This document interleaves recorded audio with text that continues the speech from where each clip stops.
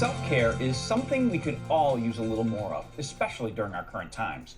And this is certainly true for entrepreneurs trying to keep their businesses running. Joining us now with some realistic self-care tips for entrepreneurs is Meghan Rothschild, president of Chick Media and professor at Springfield College. Hey, Meghan. Hey, how are you? Doing all right. I'm a former entrepreneur, business owner for a number of years, and it was always hard to find time for myself. What is the one thing you would suggest for us?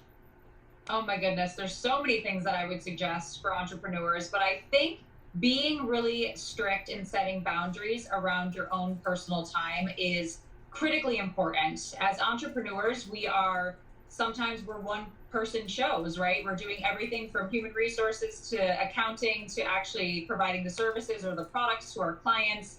And so it's really important to make space throughout the day for yourself, particularly around things like lunch breaks and needing an afternoon break and bio breaks, of course. It's really important to kind of build that into your schedule throughout the week so that you have time to reset and rest. You know, Meghan, one of the things I always made a point of was lunchtime. Just, whether getting out of the office or doing something just to save time for myself. Absolutely. So lunchtime is really important because it's the middle of the day. We're all starting to feel a little bit fatigued.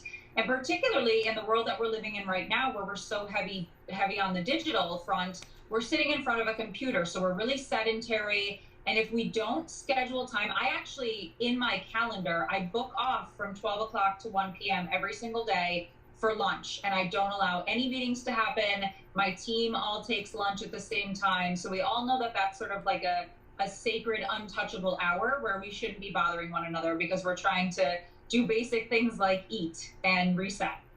You know, it's interesting that you block off that hour in your calendar on a daily basis. I know some entrepreneur friends who block off different times of day, like say, maybe early mornings, like nothing before 10 or nothing after 4, just to, get some work done and some quiet time. Yeah, I think it depends on the type of person, right? So some people are ready to go in the morning. They're excited. They sit down. They're very energized and they have gotten a good night's sleep. Some of us are more energized in the afternoon. We do our best work after 2 or 3 o'clock. So it's important to figure out when you are at your best and to block off that time which you're not, to allow you to have some quiet time to actually get the work done. So as an agency, we have tons of clients who constantly want to communicate with us and talk with us and have meetings. And so my policy is I don't take meetings or calls before 10 a.m. because I'm not a morning person. So I need a couple hours to get into the office and really sit down, clean up my email, and feel like I'm ready to tackle the day. And honestly, I wouldn't be of much use to my clients before 10 a.m. anyways. My brain is just not functioning yet. Oh, that's too funny. In today's day and age where we all have cell phones, where we access email, text message, social media, whatever it is, what are your thoughts on setting expectations for customers, clients, coworkers about when you're going to respond to those inquiries? Yeah, I think we live in this world of immediacy where people are constantly insisting that you respond to them right away. And cell phones did that with text messages, right? So if someone doesn't get you via email and you don't pick up your phone when they call, what do? They text you.